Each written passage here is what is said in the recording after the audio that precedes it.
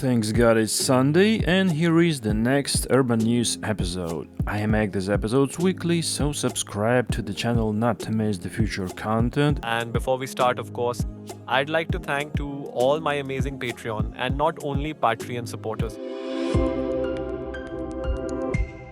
Atlanta has unveiled the first new generation train for the city's MARTA rail system. The new CQ400 train was built by Stadler US and was preceded by several years of debates over its design. The contract signed in 2019 is worth $646 million and the city is to receive 56 trains in total. Atlanta's Metropolitan Transportation Agency is currently very active in modernizing its network, and the new subway trains are only part of this process. In this way, the city is preparing to host the FIFA World Cup, which the United States will host in 2026 along with Canada and Mexico, which looks quite ironic after recent statements of you-know-who. Each new train will consist of 4 cars with a total length of 94 meters with through passages between them. Charging stations, digital maps and other amenities are provided as well.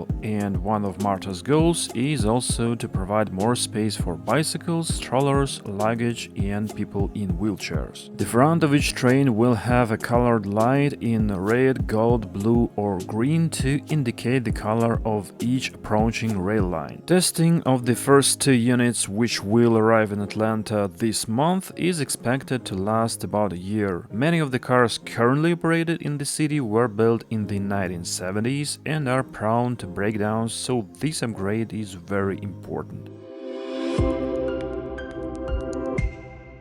Meanwhile, the Polish capital Warsaw is planning to announce a tender for the purchase of 160 new trams. At the end of last year, Warsaw tram operator held the first market consultations, which attracted great interest. Several Polish and foreign companies submitted bids, including PESA, Stadler, Modern Trans, Alstom, Skoda, Hyundai, and KAF. The city plans to buy trams with a length of 31 to 33 meters, both one-way and two-way. Unlike some other Polish cities, Warsaw cannot buy longer trams because of the limited length of stops. In fact, 33 meters is the maximum allowed.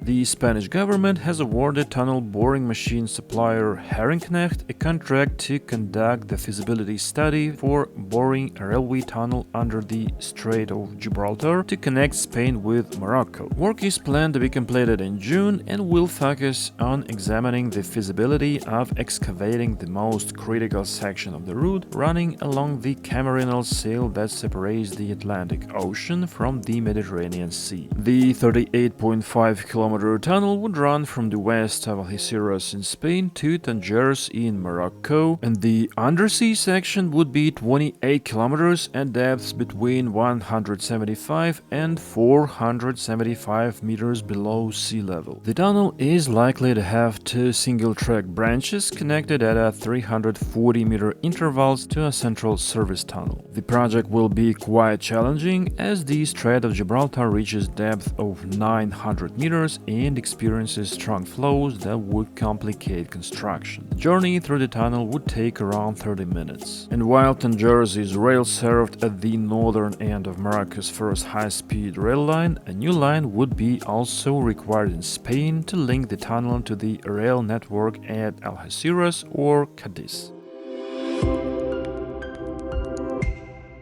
Meanwhile, Cologne region operator RVK is deploying Wrightbus-made fuel-cell buses for the first time in continental Europe. Recently, 31 hydrogen buses have been delivered and are now going in operation. RVK's hydrogen bus fleet now comprises 130 vehicles, and this makes it the largest fuel-cell bus fleet in Europe. Including the vehicles already delivered and those still to come as a part of the subsidy program, the number will reach over 160 hydrogen buses by the end of 2025.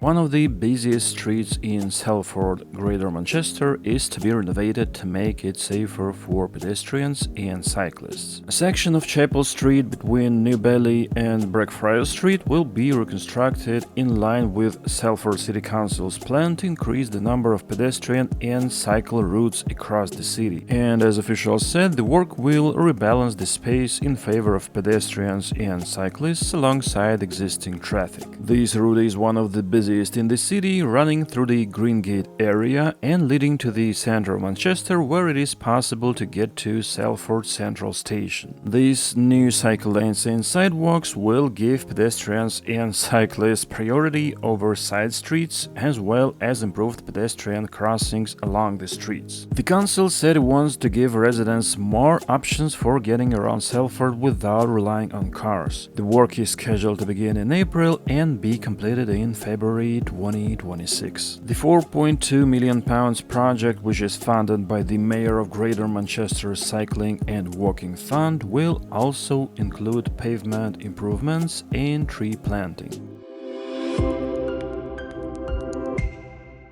Meanwhile, Mexican President Claudia Sheinbaum has confirmed that the Tren Maya project will extend its route beyond Mexico, crossing through Belize on its way to Guatemala. The plan to build new railway sections from Chetumal in Mexico to Belize and then onto Flores, Guatemala, was initially proposed by López Obrador in June 2024, and this extension is expected to create up to 100,000 direct and indirect jobs.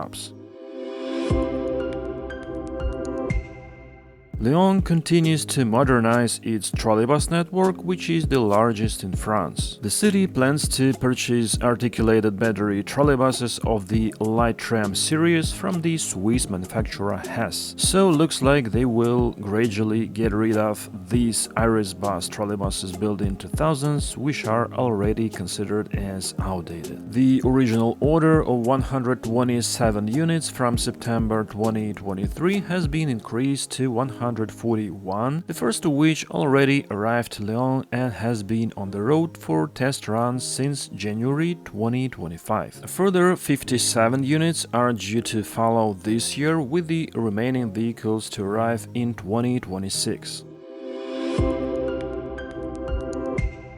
And finally, a second suburban rail line called Line D was opened in the Tunisian capital Tunis, which, train line, not the city, was built by the French company Sistra. Thanks to Line D, the trip between the center of Tunis and the city of Goba now takes only 15 minutes compared to a 4 to 5 times longer bus ride. More than 10,000 passengers were carried on the first day, so the new service will help to reduce congestions around Tunis and decrease emissions from transportation. In general, development of the railway system in the city of Tunis began in the 2000s, and construction of the Line D began in 2010. The first line, E, has been operating since 2023, and in 2024 it already carried 7 million passengers.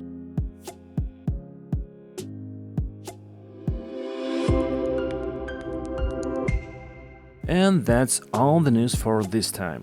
Hope you enjoyed this episode. As usual, thanks for watching and see you in the next videos.